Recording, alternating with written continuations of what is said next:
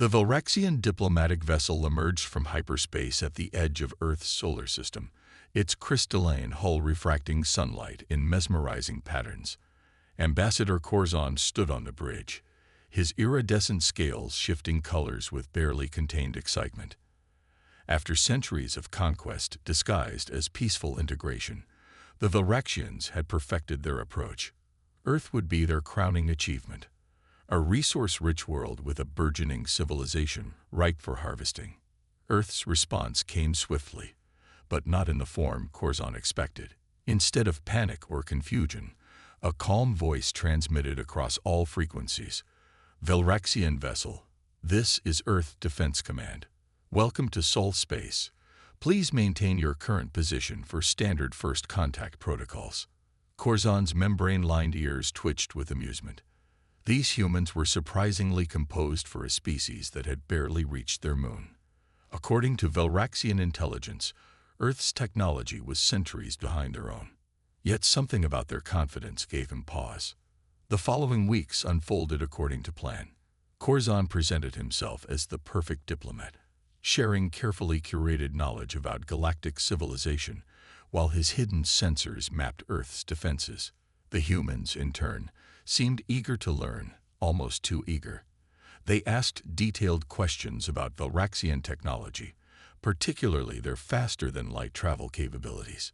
In the United Earth Defense Council's secure bunker beneath the Himalayas, Dr. Sarah Chen reviewed the latest data from their quantum monitoring array.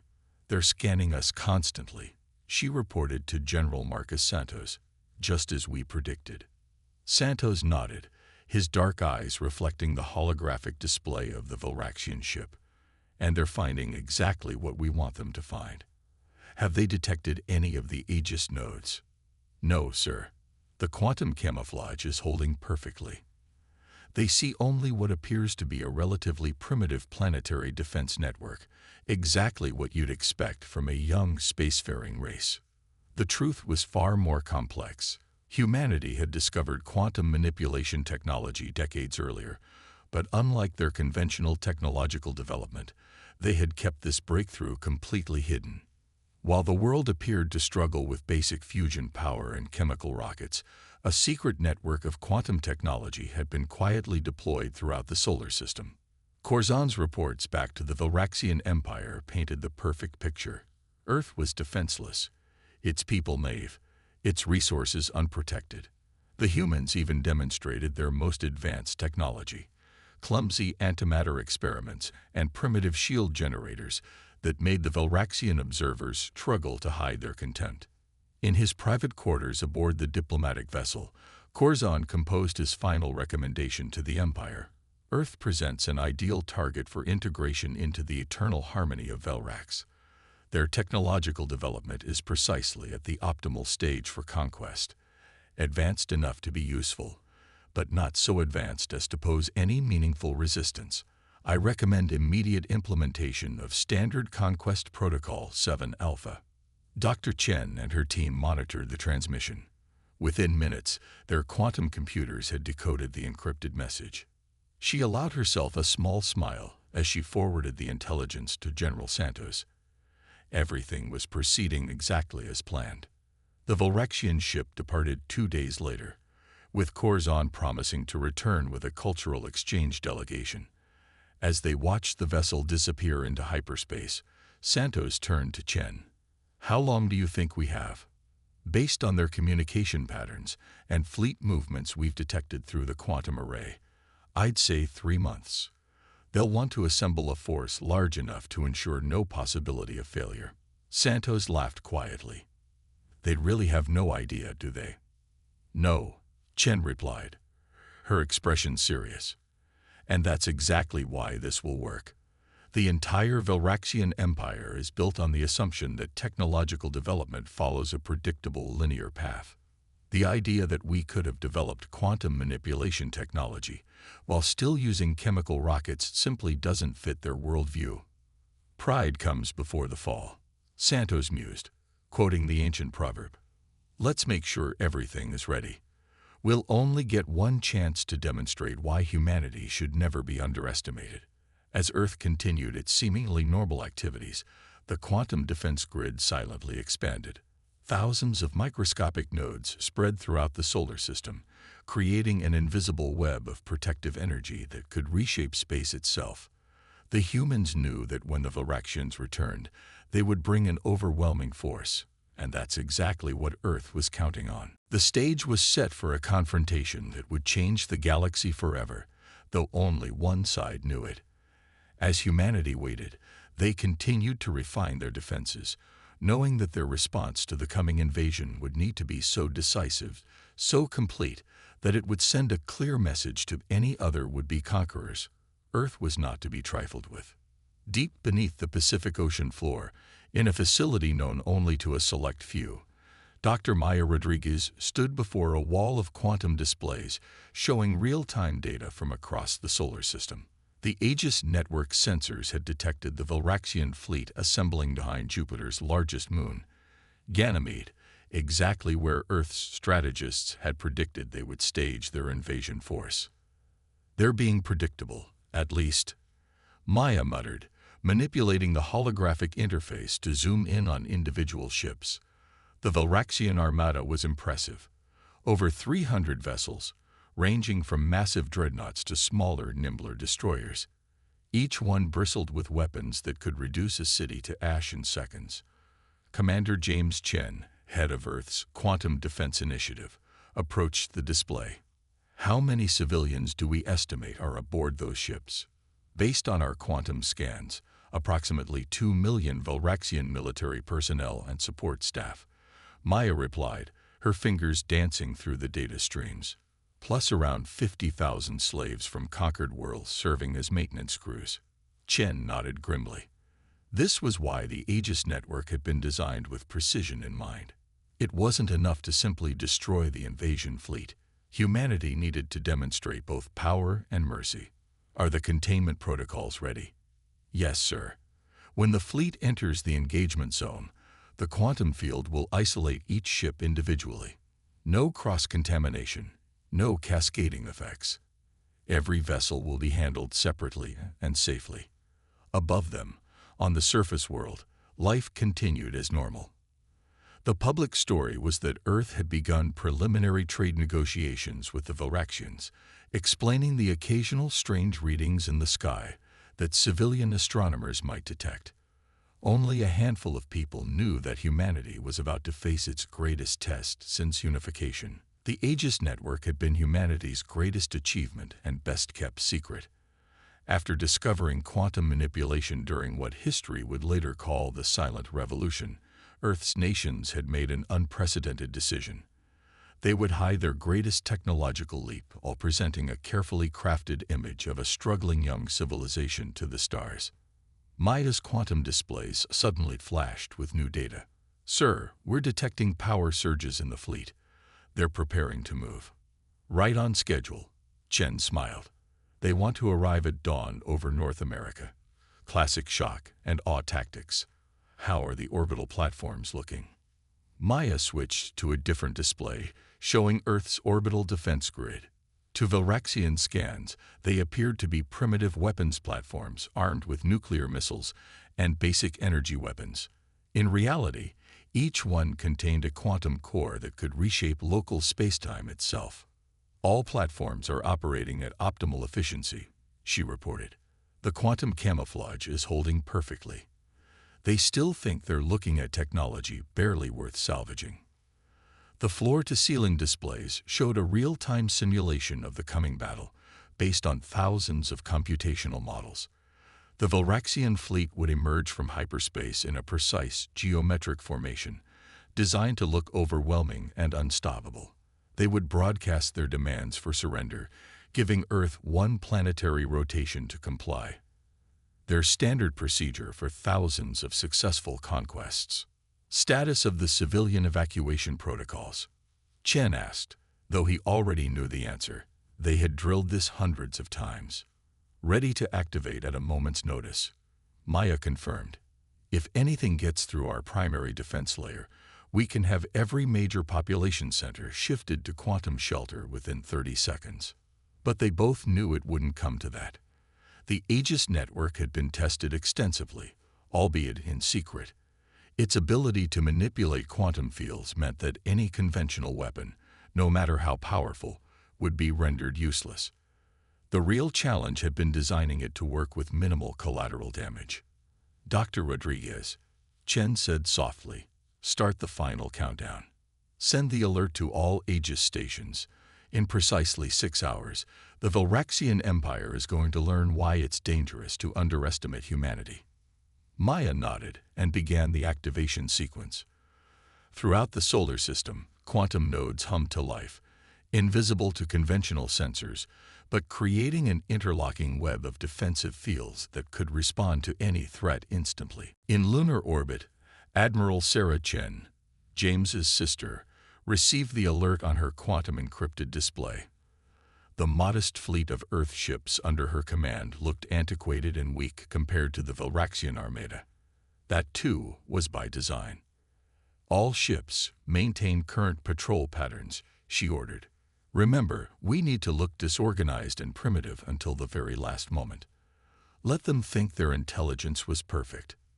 The next 6 hours passed in tense preparation. Throughout Earth's hidden command centers, quantum technicians ran final system checks, while military commanders reviewed their positions. On the surface, billions of humans went about their daily lives, unaware that their world was about to demonstrate why it should never be underestimated. As the final minutes ticked away, Maya's displays showed the Valraxian fleet beginning its approach. Their formation was perfect, their confidence absolute. They had conquered thousands of worlds using the same tactics, the same overwhelming display of force. They had no reason to expect this time would be any different. "They're preparing to jump," Maya announced, her voice steady despite the historical magnitude of the moment. "Quantum field integrity at 100%. All nodes responding normally. We are ready." Commander Chen stepped back to take in the full tactical display. Humanity had spent decades preparing for this moment, knowing that first contact with a hostile alien force was inevitable. Now they would show the galaxy that the age of conquest was over. "Send the final authorization code," he ordered. "Let's welcome our guests properly." Grand Admiral Xelthor stood on the command deck of the Eternal Dominion, the flagship of the largest invasion fleet the Valraxian Empire had assembled in 3 centuries.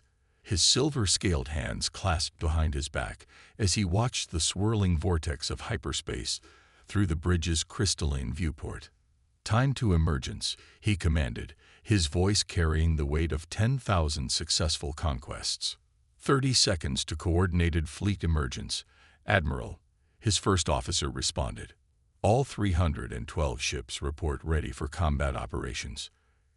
Xelthor allowed himself a moment of satisfaction. The invasion force under his command could reduce a planet's surface to molten slag in hours. But that wouldn't be necessary. Earth would surrender like all the others. Their primitive defenses wouldn't even slow down his smallest corvette. "Begin emergence sequence," he ordered. Standard conquest formation. Space itself seemed to tear open as the Valraxian fleet emerged from hyperspace in perfect synchronization. The massive ships arranged themselves in a hemisphere above Earth's northern hemisphere, their weapons already charged and targeting systems active. The display was meant to be terrifying, overwhelming, and absolute. "Send the standard ultimatum," Xelthor commanded. "Give them 1 rotation to." "Admiral," his sensor officer interrupted, something that had never happened before. "I'm detecting unusual energy readings. They're everywhere." Before Xelthor could respond, space itself seemed to ripple around his fleet. Thousands of points of light winked into existence simultaneously, forming a complex geometric pattern that encompassed the entire invasion force. "Full power to shields," he roared, but the order came too late. In Earth's underwater command center, Maya Rodriguez and Commander Chen watched as the Aegis network activated. Each quantum node performed exactly as designed, creating localized fields that isolated every Valraxian ship individually. "Quantum containment field stable," Maya reported. "Beginning phase 2. Throughout the fleet, Valraxian crews watched in horror as their weapons powered down automatically. Shield generators went offline. Even their artificial gravity began to fluctuate. But most terrifying of all was the absolute silence. Every form of communication between ships had been severed. Impossible. Selthor whispered as system after system failed. His mighty flagship, capable of reducing continents to ash, now floated helpless in space. Through the viewport, he could see the same thing happening to every ship in his fleet. A transmission cut through the silence, broadcasting simultaneously to every vessel in the Valraxian fleet. The image of a human female appeared on their screens. Admiral Sarah Chen. Valraxian Invasion Force. This is Earth Defense Command. Your ships have been contained by our quantum defense grid. All weapons systems have been neutralized. All communications except for this channel have been blocked. You are currently experiencing what we call a civilized response to your attempted invasion. In the underwater command center, Maya monitored the quantum fields carefully. All ships successfully contained. No casualties. No systems damage except for weapons and shields. Commander Chen nodded. Initiate Phase 3. One by one, the Valraxian ships began to move, not under their own power, but guided by precisely controlled quantum fields. The entire fleet was being repositioned into a new formation, one that would allow Earth to address them all at once while maintaining complete control. Grand Admiral Selthor, Sarah Chen continued, your reputation precedes you. 3 centuries of conquest, 7,000 worlds brought under Valraxian control. Very impressive. But today, that streak ends. Selthor snarled at the screen. You primitive. Please, Chen interrupted. Let's dispense with the primitive rhetoric. While your empire was busy conquering weaker civilizations, humanity chose a different path. We discovered quantum manipulation technology decades ago, but recognized that broadcasting such advancement would only invite conflict. So we waited, we prepared, and we let potential aggressors like you underestimate us. Throughout the fleet, crews watched in stunned silence as their mighty warships were arranged like pieces on a game board, all their vaunted technology rendered useless by forces they couldn't even detect until it was too late. Now, Chen continued, we're going to demonstrate true civilization. We could destroy your fleet with a thought. Instead, we're going to give you a choice. Your ships will be escorted to a safe distance from Earth. Your weapons will remain offline, but you will retain life support and propulsion. Return to your empire with this message. Earth is not available for conquest. We are not interested in expansion, domination, or revenge. But we will defend ourselves and others who request our protection. In the command center, Maya's displays showed the quantum fields maintaining perfect stability. Sir, she reported to Commander Chen, I'm detecting numerous attempts to activate self-destruct systems throughout the fleet. Don't worry, Chen replied. The quantum fields are preventing any such actions. We're not about to let pride cause the deaths of 2 million beings. On the Eternal Dominion, Selthor watched helplessly as his mighty invasion fleet was systematically neutered and repositioned. In 3 centuries of military service, he had never encountered anything like this. The humans hadn't just defeated them. They had rendered the very concept of military conquest obsolete. One final note. Admiral Chen's transmission concluded. We've taken the liberty of freeing all slave crews on your vessels.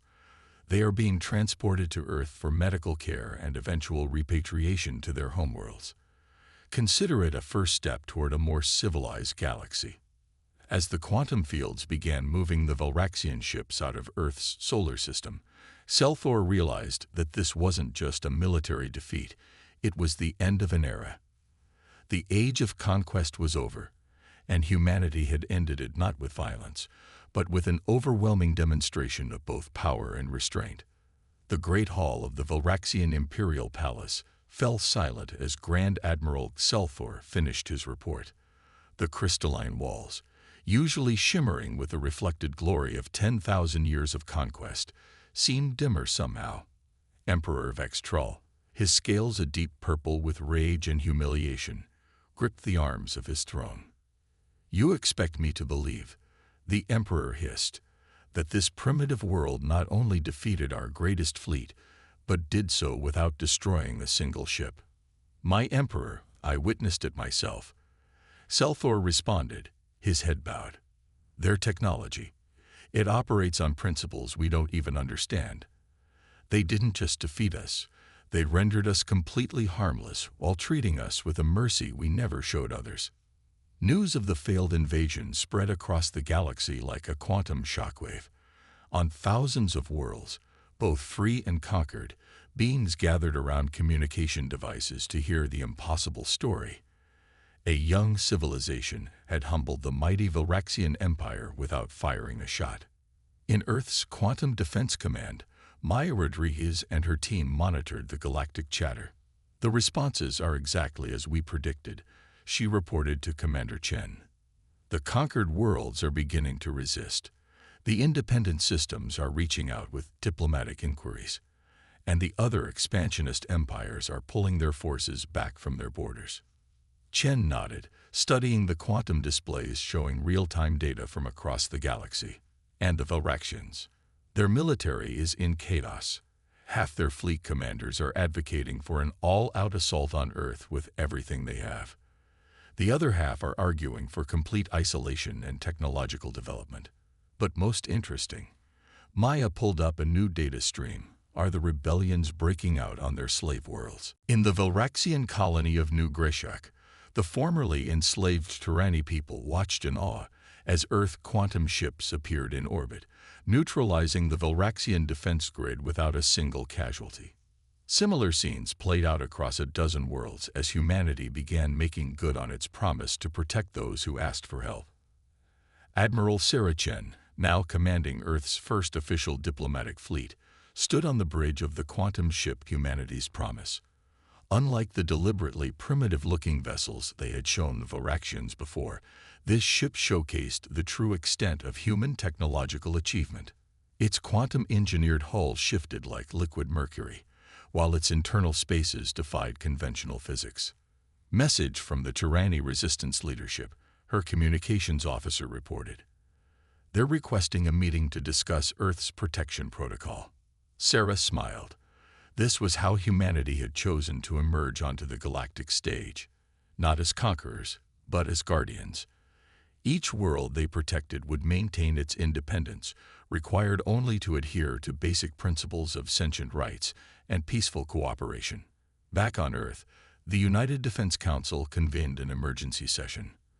Representatives from every nation gathered to discuss humanity's new role in galactic affairs. The massive chamber, hidden beneath the Himalayas, hummed with excited conversation. "The quantum shield network is now operating at full capacity," Maya reported to the assembled leaders. "We can extend our protection to 50 additional systems without straining our resources. The automated construction facilities on Titan are producing new quantum nodes at an optimal rate." Council President Elena Santos rose to address the chamber. "For decades, we prepared for this moment. We knew that humanity's discovery of quantum manipulation technology would eventually bring us into conflict with the wider galaxy. But rather than use this power for conquest or dominion, we chose a different path."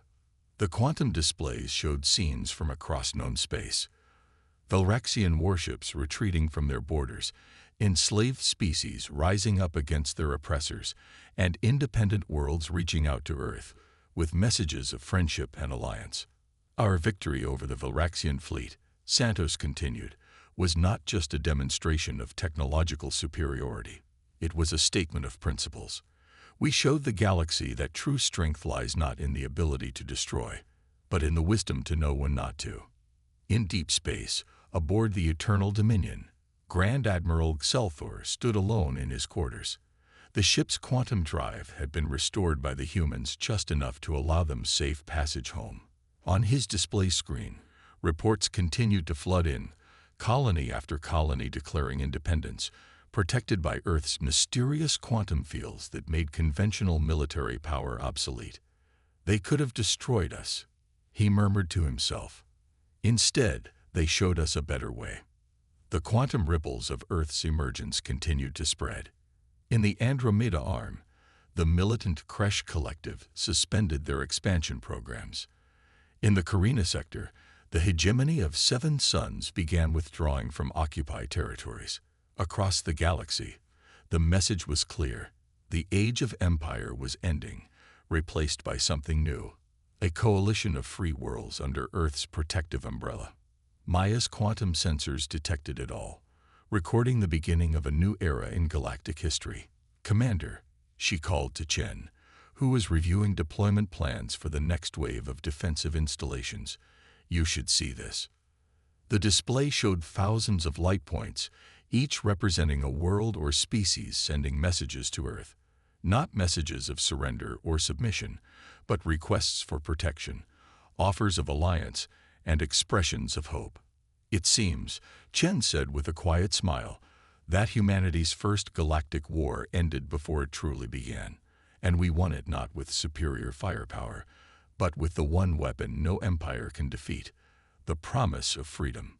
1 year after the failed Valraxian invasion, the newly constructed Galactic Cooperation Center floated in Earth orbit, its quantum-engineered architecture a testament to humanity's hidden advancement.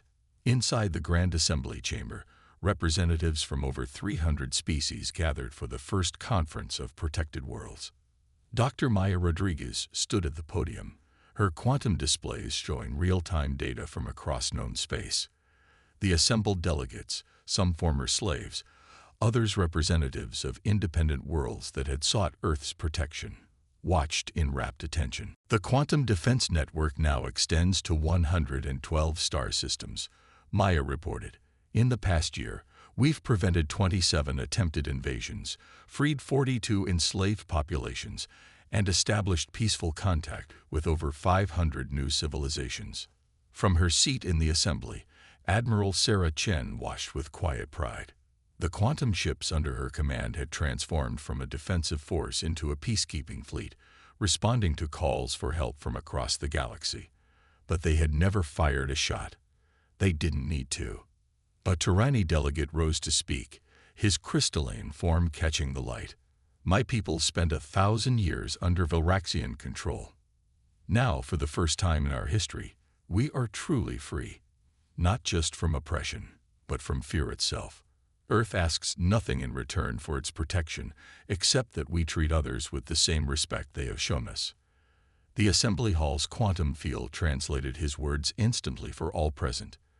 In the years since Earth's emergence, the quantum technology they had kept hidden for so long had revolutionized galactic society. Not through violence or coercion, but through practical demonstrations of a better way forward.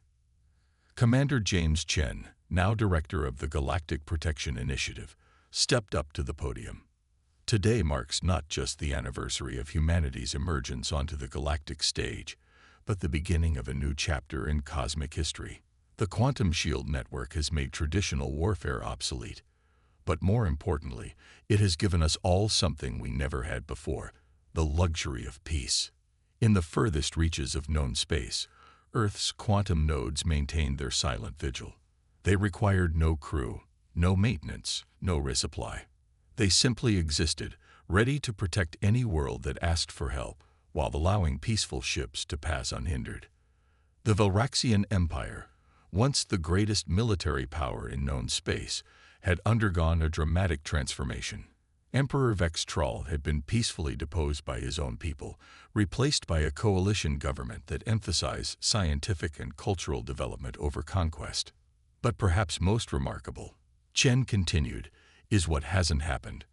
Earth has not claimed a single world for itself. We have not established colonies in protected systems. We have not demanded resources or tribute.